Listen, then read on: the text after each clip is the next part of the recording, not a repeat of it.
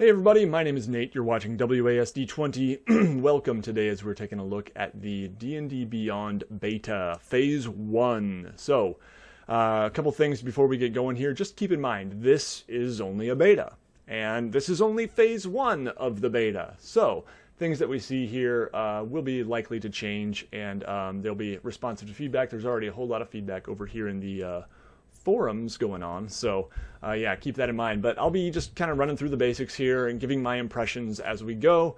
But I have been looking at some of the reaction already, and there's a lot of people hating on it. And I just wanted to throw that out there. Hey, it's a beta and it's only phase 1, so keep that in mind. But if we go to the different sections here, we have first of all the Compendium. Then we have spells, items, monsters, and we have forums, okay? So this is phase 1. Phase 2 will be character builder and character sheet. And phase 3 will be homebrew integration and campaign management. So those are new phases of the beta. I don't think they've announced when those are going on yet. But yeah, let's jump right in and take a look here. So you can sign up for an account. I think you can go now and do this. Just go to dndbeyond.com, that site right here, and you can probably sign up and get in as well. I don't think they're closing it off to people. I think they're giving everyone who wants to have it a look at it. There is one interesting choice they made, and that is you need a Twitch account to log in. I thought that was really kind of an odd choice, and kind of like, was not expecting that. Weird. But it does make sense if you keep in mind that Curse is developing D&D Beyond, and Curse is owned by Twitch, who is also owned by Amazon, I think. So anyway, something that I thought was kind of an odd choice. Might be a barrier for some people when they see that, wait, I have to have a Twitch account? I don't want a Twitch account, but for me, it's not a big deal at all. I sign up for accounts for things all the time. I'm always trying out new tech tools and websites, and I don't mind. It's just something I always do. But for some people, that might actually be something that turns them away and turns them off a little bit. Also makes us wonder kind of about the connectedness. Will this, be really easy, a tool that integrates with Twitch well for streaming D&D, for connecting with others in D&D, Curse with chatting in D&D, which is something I mentioned in my last video. By the way, you can check out my announcement video. I'll put a link right up there. You can go ahead and check that out as well. But let's jump in here. Compendium. The Compendium is basically the SRD. It is the system reference document, and yeah, there's nothing special here. You can Google 5th edition SRD and you can find this information. You could find it months ago, in fact. So this is really nothing new from what I've seen. Yeah, it's well laid out. There's nice boxes for different sections here, and it's easy to look stuff up, which I appreciate. So if we want to look up, damage and healing, can do that here pretty easily. There are subheadings in each section as well. And if you want to get back to the main compendium, you just click on this right here, Compendium, or back to basic rules, I think it said right there. So, excuse me, nothing real fancy here. If it were this, yeah, nothing new here, nothing great. But fortunately, there is more, and I think this is where the D&D Beyond beta so far really shines, is in the way that the spells, items, and monsters are organized. So if we look at spells here, we can easily search. Let's say we want a cleric spell. Let's say my cleric has all been about healing, and now I get to pick some new 3rd level spells. So I want a 3rd level spell that's going to do some damage. You can look at the spell tags there, and 3rd level spell there. So I'm on a cleric 3rd level spell that will do some damage, and I look it up there, and there we get 2 whole spells that do some damage for the cleric at 3rd level. So that's just kind of a nice way that you can look things up. I can see this being really handy. Are there tools out there that already do this? Maybe, I don't know. If you guys know, and here's a big question that I have. A lot of people have been saying, how can you judge this, and how dare you say anything about this when you haven't tried Fantasy Grounds or you haven't tried Roll20? Well, I've tried Roll20 a little bit. I have not messed with Fantasy Grounds much, but I have seen it a little bit. I guess I throw that out there for you. I'm just giving my impressions as a person who plays D&D and judging this at face value. Is this something that's useful for me? So far, I think what they're showing us is stuff that is going to be in the free version, which I think is awesome, so let's keep that in mind. But I want to ask those of you who have used similar products, digital tool sets for the RPG table, specifically for 5th edition, how does it compare? How do the D&D materials that you can purchase on Roll20 compare to something like this in terms of layout and ease of use and just the look of it? I'm curious, because in my mind, this looks really good. It seems extremely user-friendly. But again, I don't have that experience. So put that in the comments below. If you've tried Roll20, if you've tried Fantasy Grounds or other digital tools for 5th edition, how does this compare? Because this looks pretty slick to me. Let's just try, well, anyway, I think that's enough. You can also search by casting time. You can search by spell name. So if I just wanted to find Tasha's Hideous Laughter, let's look it up. What? No. Oh, I have Cleric selected. Okay, let's try that again. There we go. Hideous Laughter. There it is. And you can click and you can expand and get more info on the spell and how it all works. So, yeah, it seems pretty slick. Seems like something that would be really handy at the game table or just when you're leveling up your character, really. All right? Or when you're, maybe picking your spells for the day. So if we wanted to go back, we could go to home here, but there's not much point. We would probably want to go to the next section here, items. And you can read magic item rules right here. It links you to the back to the compendium, really. But if you just want items here, this does not look that useful for me just because I don't use magic items that often. If you do, this would be really handy. So if you want to look up potion, we want something, a potion, let's say that is very rare. You can filter magic items, and there we go. We get some potions that are very rare. And you can select them, expand them a little bit. View item page, what does that do? Oh, okay, so this actually gives a little picture here. I hadn't seen that before, but anyway, you can kind of see that, how that all works there.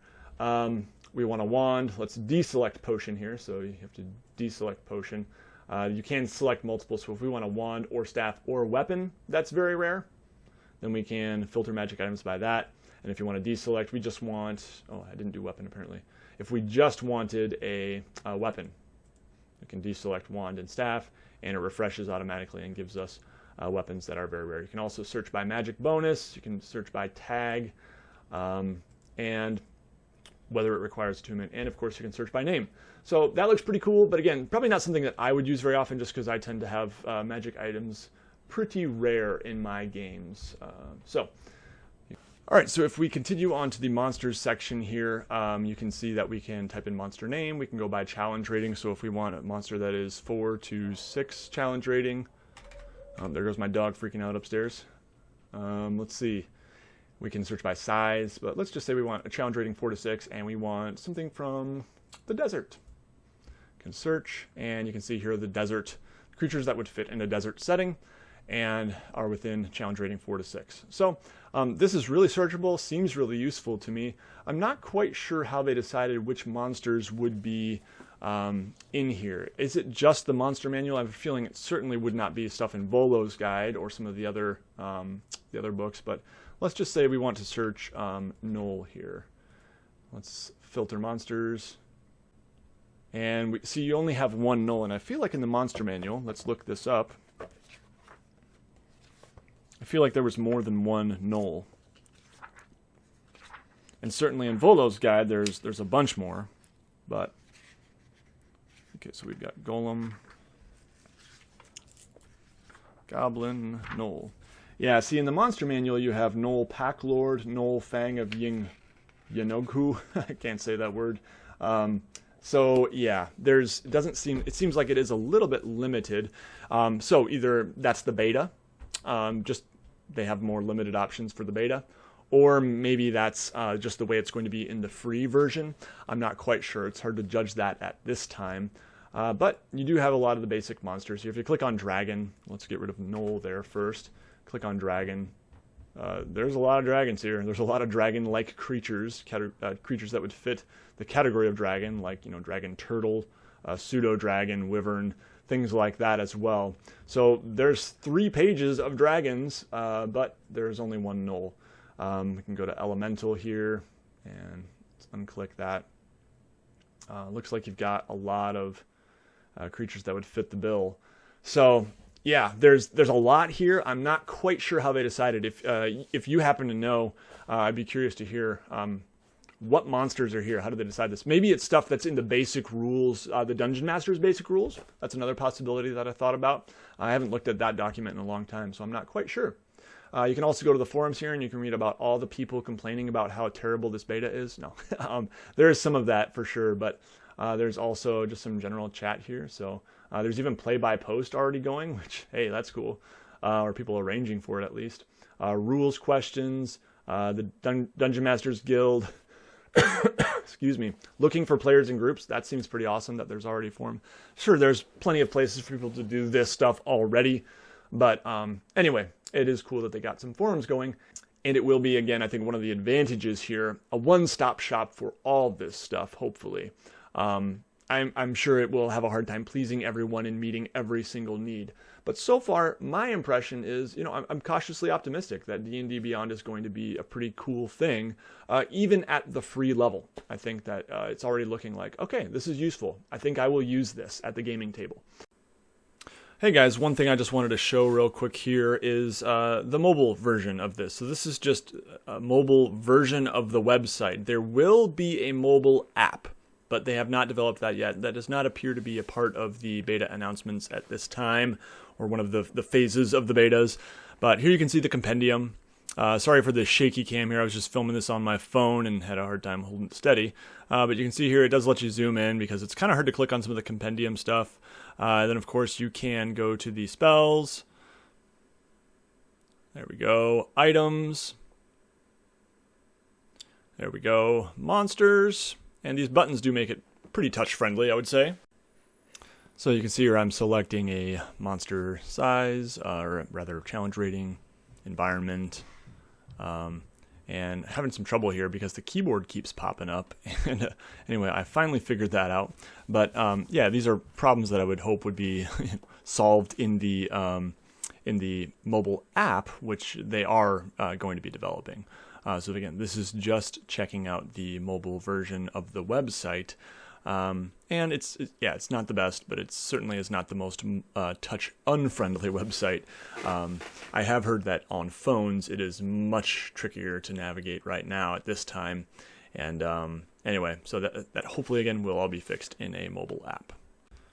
So it's certainly more usable on a laptop or a computer, but yeah, so far I'm thinking it's not bad. What we're seeing so far is not bad. But I want to hear from you too. What do you think? Is this something that you could see yourself using on a laptop or tablet at the gaming table? What are your thoughts about how they're going so far and the direction that it's going? Definitely curious to hear what others think. So let me know down in the comments below. If you appreciate my content and want to become a supporter, there's a link to my Patreon account right up there. You can check that out. There's also some other ways to support me down in the comments below. But if you enjoyed this video, make sure you give it a thumbs up, and everybody take care. You'll see me again very soon.